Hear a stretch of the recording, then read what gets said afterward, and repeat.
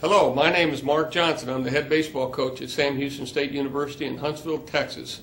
And I have the privilege and the honor to share a few moments with you on the art of hitting. And I've been doing this, I've been playing for 18 years in high school and college and a little pro ball, and then I've been coaching for almost 40 years and talking about hitting. I certainly don't have all the answers, but I certainly want to share a few comments to you. I believe God made a whole bunch of special talent for each one of us, and so if I put 100 hitters up here in 100 different stances, 100 different swings, they would all truly be different. What I like to do is put some boundaries around it, some things that you may want to be aware of that might help you as you seek the challenge of hitting. I think anytime people go to the ballpark, the allure of swinging the bat is the key thing. Everyone likes to play catch and catch ground balls and run and slide. But the bottom premise of going to the ballpark and the thrill is getting a bat in your hand and trying to swing. It's a big challenge. Let me get right into it, and let's look at what the good hitters do. A lot of the good hitters are people that use the middle of the field. That means from shortstop to second base to the pitcher to center field, or from the left center field gap to the right center field gap. The good ones that have high batting average, high on-base average aren't pull guys, or the other way. They're guys that use the middle of the field. So that'll be one of our thoughts that we want to have in mind. We also want to have in mind that we want to be mentally ready for this challenge. It's a very short period of time from the time the ball leaves the pitcher's hand until it hits the catcher's glove. And it's all relative depending on your age. Some of you are very young, some of you are a little bit older. But the relativity of it is that it's tough to do it, and it's a short period of time. So we have to have our act together, so to speak. We have to be grounded, and I'll get into the stance as well as the swing. I want to talk a little bit about the power base. It's grounding up getting ourselves grounded into a spot there where our center of gravity and our transfer of weight does not pass over the back foot nor go over the front foot. So it means it stays within the feet. So when I go back, I don't go back way over here. I don't swing all the way up in here. I don't have that transfer. The good hitters keep their head straight and keep their head at the same spot. So as they go back and they go forward, there isn't a lot of movement. So we call that a power base, meaning that our knees and our ankle bones stay within the distance of our feet throughout the load and throughout the swing. So I'm referring to power base. Power base is important, and is important into our life too. We all have to have a basis for what we do. We've got to be grounded, and I want to share that with you as soon as I'm through talking about this hitting. Let's talk a little bit about the stance. Let's get ourselves into a fundamentally sound stance. I'm going to go to the feet first, and that's where we start from. So as we go to the feet, let's pretend now, as we're getting ready to get into the batter's box, our feet need to be a little bit wider than the shoulders. If they're shorter, then we're going to have a longer stride. We want to try to get away from the long strides. Our toes, I like to say, point your toes towards the plate. That may feel awkward to you at first. It feels very comfortable to me, particularly with the back foot. I'm very big on the back foot being pointed in slightly so it can release the back half, and the core of our body, the power muscles of our body, can get on through it. If we have it faced over here, it's a little bit harder of a pivot. Keeping the front toe in helps keep our front side in a little bit, and so I would, depending on your age, I think that's going to be important. Also, with the feet, weight has to be on the balls of your feet.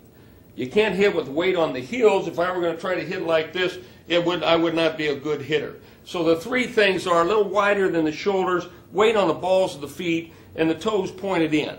That would be important. Knees, we're going to go up to the knees now. We're going to say the knees have to be slightly bent as opposed to rigid. We've got to have quickness, we've got to have rhythm, so they need to be bent slightly. Waist has to be bent slightly. Always keeping in mind that as we get into this stance and we go ahead and build one block on top of the other, that we've got to be able to stay in a balanced position. We call that we talk about stacking. If we're going to stack blocks on top of each other, they need to be on top of each other. So this wouldn't be part of a stack. This would be over the stack and the blocks would fall. This would produce this type of swing. We wouldn't have the plane of our swing and the muscle of our core going in the same direction as our bat. If we're stacked on top of each other, then we got a chance to be everything in the same alignment. And so I always like to talk about stance. I like to be slightly bent here. I like for the shoulders to be level, if not the front shoulders down slightly. So the stance would be always to have the chin higher than the front shoulder. So if my chin happens to be lower than my front shoulder, and I'm in this stance, then I'm going to produce a lot of fly balls and long swings, which isn't productive in baseball. In baseball, line drives and ground balls are much higher in the percentage mark as far as getting on base than our fly balls. So I want to really work on a level swing. I want to work on getting to the path of the ball as quick as I can. Let's talk about the arms. If our shoulders can be level, if not slightly down, let's look at our hands. Now, depending on your age level, how you hold the bat, if you're a youngster at age 6 or 7, then just holding on the bat's going to be good. But as the hands start growing, we'd like to get our alignment more along the lines of the middle knuckles aligning somewhat. The smaller the hand, then the more you're going to be here. But let's try to get them out in this position here so we have them a little bit more in our hand. Our elbow should be in. One of the tips I got when I was in high school, as I've seen a lot of fly balls, was to get the back elbow up. But in truth, the back elbow does only one thing, and it lowers the front shoulder.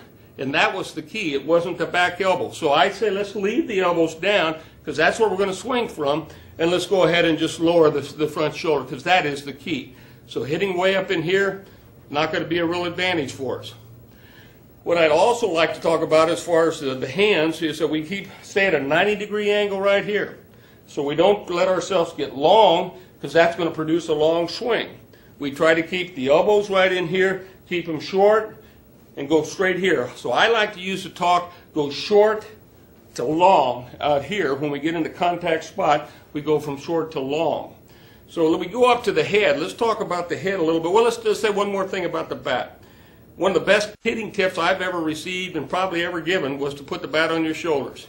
Level it off, put it right here, and then move it into the launch position.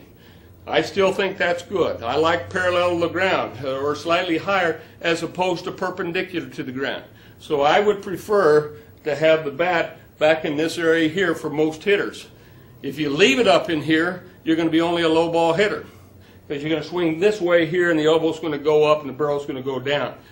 So I prefer to take as much of the strike zone as I possibly can. I got a better chance if I have a bat that's more closely aligned with parallel to the ground. The head's a critical issue. It's got two things of major importance to us. Number one, for proper vision, it needs to be straight up. So if I'm standing here like this and hitting, then my vision is not going to be as good. Obviously, we all know we don't see anybody driving down the freeway at 70 miles an hour with their head tilted. They're looking straight up. You don't lay on the couch at home and watch something really special on TV. You get it straight up, and it's the same thing in hitting. Get your head straight up. Be sure you're turned enough that both eyes can see, because that's how we get our vision. That's how we get our depth perception. Don't get into a close stance, and then all you can see is with the front eye. So get the head straight up. The more the head tilts, the more it controls your swing. So guys that are hitting like this will almost always be hitters that swing like this. What we would prefer is that elbow stays down, and we come in here and we get a level swing. And it can be controlled by how you have your head tilted. I would prefer to have the head straight up. So we talk about those are just boundaries. Everybody is going to have their own idiosyncrasies off of that stance, but those will give you a boundary.